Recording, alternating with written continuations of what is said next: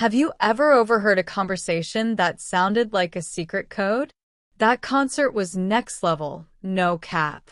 If you've ever felt left out, today's your key to the club. I'm Alex, your guide to English's hidden corners.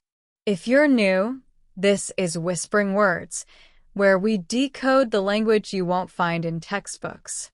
Let's be real, slang is everywhere. It's in your group chats, on social media, at coffee shops, and even sneaking into board meetings. But here's the thing, it's not just random words people make up for fun.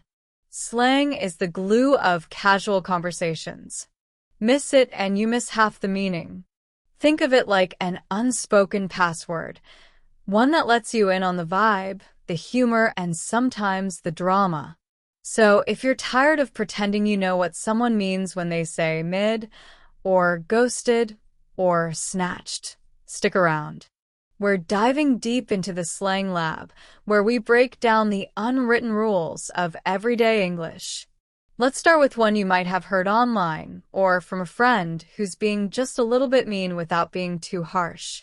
Psst, ever heard someone say, "That's mid"? Mid means average. But not just any average. It's the kind of average that comes with judgment. It's a gentle roast. A polite way of saying, I've seen better. Picture this. You're excited to hear your friend's opinion on the new superhero movie. They pause, then say, mid. You know what they mean. Not bad enough to hate it, but definitely not great. Try it yourself. Think of something that was just okay, maybe even slightly disappointing. Was dinner last night mid? How about that movie everyone hyped up? Now, let's move on to some underrated gems in the world of slang. First up, snatched. Snatched doesn't mean kidnapped here. It means flawless. Perfect. Especially when talking about looks or style. If someone says your outfit is snatched, you did very well. Then there's whispering ghosted. That's when someone suddenly cuts off all communication. No text back. No explanation. Just gone. Like a ghost. And finally for this group, whispering throw shade. Throw shade is the art of insulting someone without being direct. A subtle comment. A sideways glance. A backhanded compliment. That's shade. And people throw it all the time. Stick around. Next, we're testing your slang instincts with a little challenge called the whisper test. Welcome back to Whispering Words. You've just learned some powerful slang, and now it's time to test your skills with something we're calling the whisper test. This is where I give you real-life situations, and you guess what the slang really means, just by listening closely. First scenario. Your friend texts you out of nowhere. Cancel plans? I'm salty. What does that mean? Are they literally filled with salt? Of course not. Salty means upset, irritated, maybe even a little bitter. Like when someone cuts you off in line or forgets your name at the coffee shop. So if your friend says they're salty, they're probably not in the mood for dinner tonight. Second scenario. You walk into class. Someone sees your new haircut and says, snatched. Now, do you panic or do you smile? If you remember from earlier, snatched is good. Really good. It means flawless. So if someone says your look is snatched, take it as a win.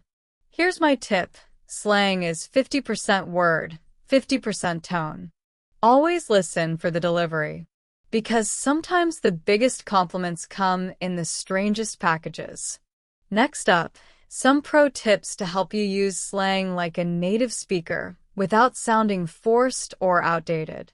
So you've learned some key terms, you've passed the whisper test. Now it's time for some real talk. How to use slang like a pro, without sounding like you're trying too hard. Rule number 1. Slang expires, like milk. Say something like on fleek in 2025, and people will look at you like you just walked out of a time machine. 2016 called. They want their eyebrows back. Rule number 2. Always match the vibe. Flexing at the gym? Totally normal. Flexing your new sneakers in class? Fine. But drop a flex in a job interview? Disaster. Slang works best when it fits the moment. If it doesn't feel natural, don't force it. Let me tell you a quick story from personal experience. I once tried to sound cool in front of my classmates by calling my professor dope. Let's just say she did not appreciate being described like a beat or a sneaker. And I definitely didn't get extra credit for creativity. So trust me, knowing when not to use slang is just as important as knowing when to use it.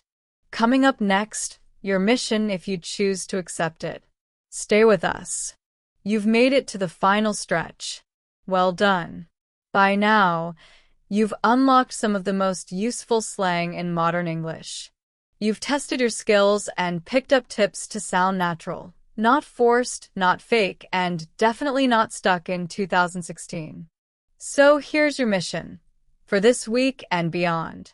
Find one slang word we talked about today and slip it into a real conversation. Maybe you're talking to a friend, commenting online, or just vibing with someone new. But before you say out loud, whisper it to yourself first. Get comfortable. Build that confidence. Because language isn't just about being understood. It's about belonging. Language is alive, and now you're part of its pulse. Keep whispering, keep learning. Until next time.